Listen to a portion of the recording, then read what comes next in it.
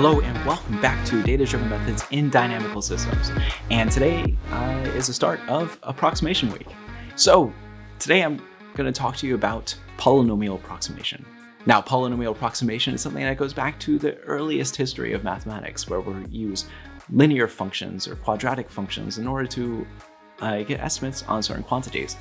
And polynomial approximation is something that you might be familiar with already if you've taken, say, Calculus 2, where we saw Taylor series and Taylor polynomials being used to approximate other functions. Things like sine and cosine and the exponential function. These series actually go back further back than Newton, where we see back in the 14th century, Madhava actually introduced the series for sine and cosine well before Newton did his work in the 17th century. And so these are things that go way back, and people revisit these problems over and over again because their polynomial approximation actually is so important for solving problems in mathematics. And so I went digging and I found an example where mechanical engineers actually use polynomial interpolation, a kind of polynomial approximation, to assess the health of a diesel engine. And I think the abstract of this paper really sums up the whole idea of polynomial interpolation and approximation and really its strengths.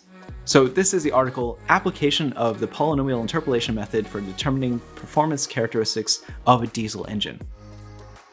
So the abstract says, the article shows the methodology and calculation procedures based on Lagrange polynomial interpolation, which were used to determine standard performance characteristics of the Polish production engine type Andoria, and a whole bunch of numbers. They allow us to simplify the experimental research by maintaining a minimum number of measurement points and estimating the remaining data in an analytical way. The methods presented are convenient when it comes to the practical side because they eliminate the need for exploration of mathematical equations describing the various curves, which can be cumbersome and time-consuming in the case of non-automated accounts.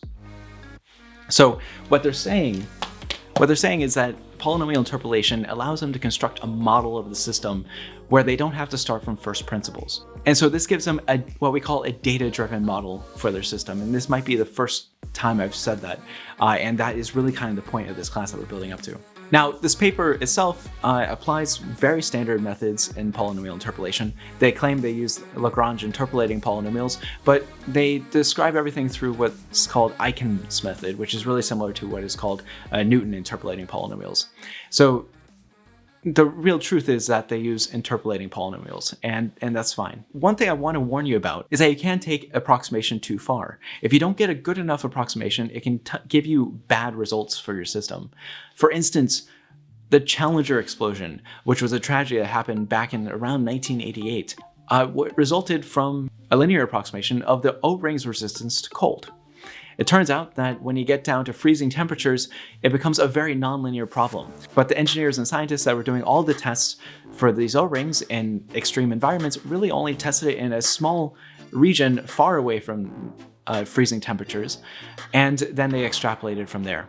Richard Feynman is famous for a lot of things, but Richard Feynman is famous for having resolved the Challenger issue, where he took a bit of O-ring and he dropped it into a glass of water and showed that it became extremely brittle once it got down to freezing temperatures. And this was a demonstration that could have saved millions of dollars and several lives if the engineers were a little bit more rigorous in their testing of these O-rings and how brittle they get at cold temperatures.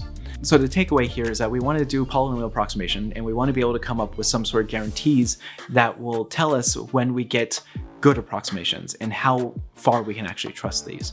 Polynomial interpolation can fail in a variety of ways, including things like Runge's phenomenon and other things like that. But in some very special cases, and in enough cases that we actually want to trust it, it works out extremely well and converges very, very fast. That happens when you're taking a look at functions that, say, have bounded derivatives or are very, very smooth. And so why don't we go ahead and talk about polynomial interpolation and some of these convergence results that are going to give us good guarantees for our estimates. So let's go ahead and take a look at polynomial approximations, but really what we're going to take a look at is polynomial interpolation. And I'm going to present to you several theorems that will give us guarantees of convergence as we interpolate more and more points out of a curve. And this is all going to be done in just a single variable, but a lot of these same ideas can be transported up to multivariable frameworks. So why don't we go ahead and start talking about what exactly polynomial interpolation really is. So what is polynomial interpolation? Polynomial interpolation is when you have some sort of continuous function, say in one variable. You want to take a finite number of points of that function and you want to use them for approximation.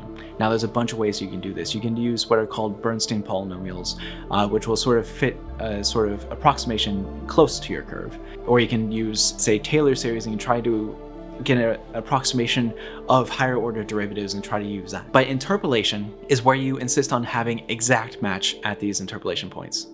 And so what we're going to do is we're going to construct a polynomial to interpolate these points. And it turns out if you have n+1 samples of a curve, then that uniquely determines a polynomial of degree n or less. Now, how do you find this polynomial of degree n or less? Probably the easiest way is to use the Vandavan Matrix. And we just talked about the Vandavan Matrix a few days ago when we were talking about the discrete Fourier transform.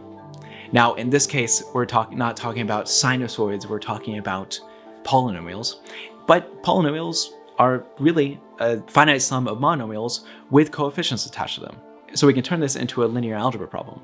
So let's say we have a whole collection of points ranging from, say, x1, y1, x2, y2, x3, y3, all the way up to xn+1, yn+1. Now, these are my inputs and my outputs of the function that we sampled. So you can see each one of these yi's as being actually f of xi, where f is the function that we're trying to approximate. Now, we're going to introduce a polynomial. We want a polynomial of degree n or less. And so this is going to be, say, p of x is equal to a0 plus a1 times x plus a2 times x squared, all the way up to an times x to the n. Now, how do we determine these coefficients a0 up through an? There's n+1 of them, and we have n+1 samples. So it sort of gives you an idea that maybe there's some sort of matching that we can do, maybe from the perspective of linear algebra.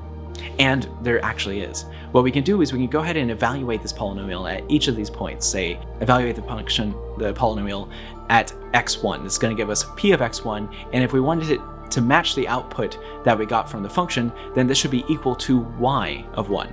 Well, now p of x1 is going to be equal to a0 plus a1 times x1 plus a2 times x1 squared, and all the way up to an times x1 raised to the nth power. And we can write this in vector notation where I peel off all the coefficients, the a0 up through an, and I can make them as a column, and then I multiply that column by the row vector that corresponds to 1 x1 x1 squared all the way up to xn squared. And so then the product of this row and column will actually give us p of x1, which is equal to y1. And this is the very beginning of our system of equations that we want to make. And now we can continue the same sort of operation by doing the same process to x2, and then x3, and then all the way up to xn. And so at the end of the day, what you get is you get a matrix that we call the Vandermonde matrix from all of our function samples raised up through various powers. And this is a square matrix.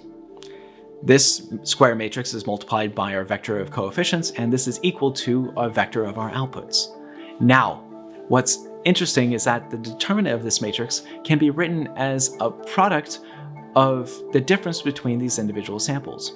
You can kind of get an intuition for this because we know that the determinant should be 0 if the matrix is not invertible, and we know matrices aren't invertibles if we have, say, two columns being identical, because that means that it'll be rank deficient. Well, if x1 is equal to x2, then that means that we have two identical columns, or identical rows in this case.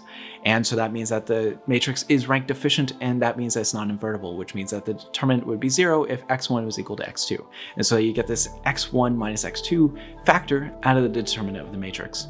And so then you can take the same reasoning, and so basically every pairwise comparison between any of the 2 points should be a factor out of the determinant of our matrix.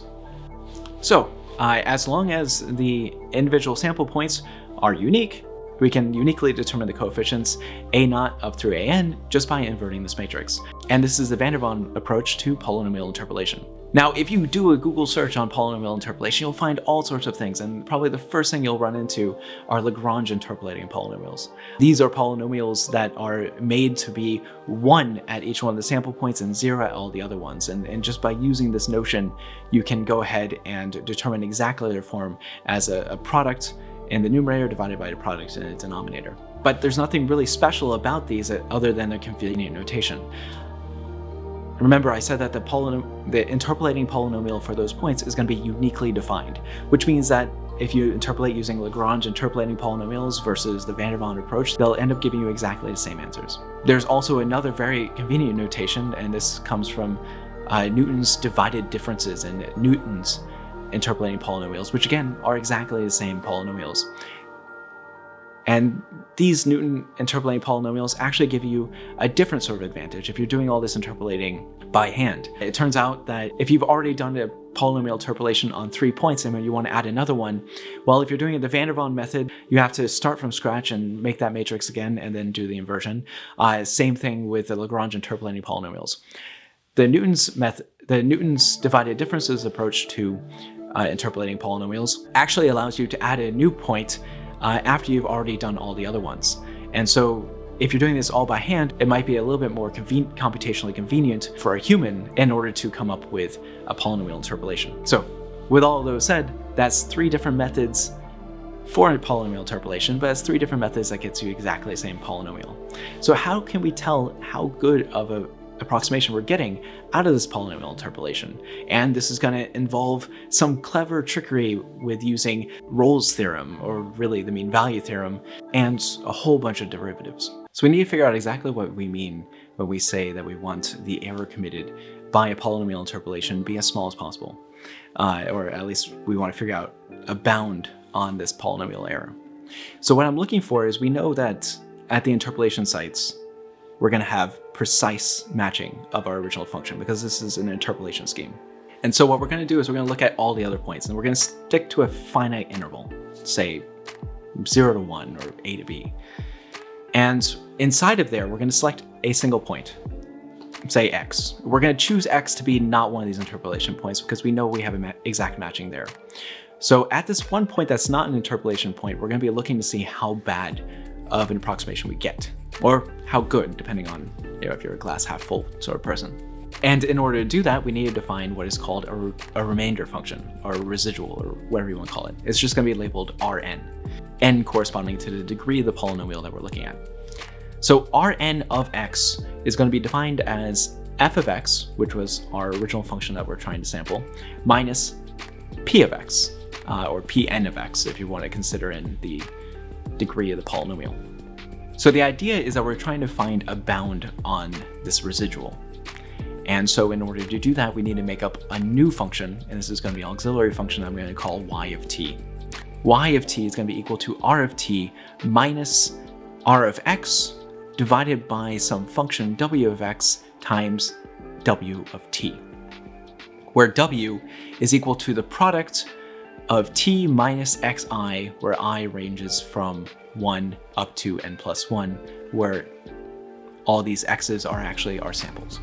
Now this y of t is 0 whenever you replace t with xi, and that's because we know the residual itself is going to be 0, and we also know that this w function is going to be 0. We know that w of x for our fixed x we chose before is non-zero, and so we can divide by it because we chose x specifically not to be an interpolation point. But when we put x into y, you end up getting a cancellation between those two w's, and you have r of x minus r of x, and so that ends up being 0. So that means that y has one more 0 than the residual function does, and it has n plus 2 zeros. Now we're going to leverage this idea to get a bound on r of x, or the residual itself. And the way we do that is the way that pretty much all approximation theory works, is we're going to use a mean value theorem. Specifically, we're using Rolle's theorem. So Rolle's theorem says that if you have 2 zeros of your function, that somewhere between those 2 zeros, you have to have a 0 in your derivative. And so since we have n plus 2 zeros of our function, that means that between each one of those zeros, we're going to have a zero in our derivative. And there are n plus 1 spaces between those zeros, and that means that we're going to have at least n plus 1 zeros in our derivative. That's for the first derivative. For the second derivative, you're going to have at least n zeros. And so then for our n plus first derivative, there's going to end up being at least 1 zero.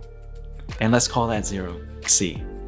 And now if we take a look at the n plus first derivative of y at c, then we end up getting a 0. And this is going to be equal to the n plus first derivative of the residual evaluated at xc minus r of x, which was a fixed constant, it doesn't depend on t, divided by w of x, which again was a fixed constant, it didn't depend on t, times the n plus first derivative of w of t. But the w of t was a polynomial of degree n plus 1, which means that its n plus 1 derivative, n plus first derivative, is going to be equal to n plus 1 factorial. So that gives you this equation for our residual. And in fact, we know that since the residual itself, r of t, is written as f minus a polynomial of degree n, when you take n plus 1 derivatives of that, the polynomial is going to disappear, and all you're going to have left is the original function you're trying to sample, but you have n plus 1 derivatives of it, and this evaluated at xc. So now we can solve for r of x, and what we see is the following. Rn of x is equal to the n plus first derivative of f evaluated at xc divided by n plus 1 factorial times the product of x minus xi, I ranging from 1 up to n plus 1. And this gives us exactly how good of an approximation we're going to have of our polynomial approximation interpolation at the point x. And so this tells us how much we can extrapolate, how much we can trust the extrapolation from the interpolating points to that point x. Now, if we have a bound on, say, the n plus first derivative of f, then we can get a uniform bound across the entire interval of how good of an approximation we're going to have.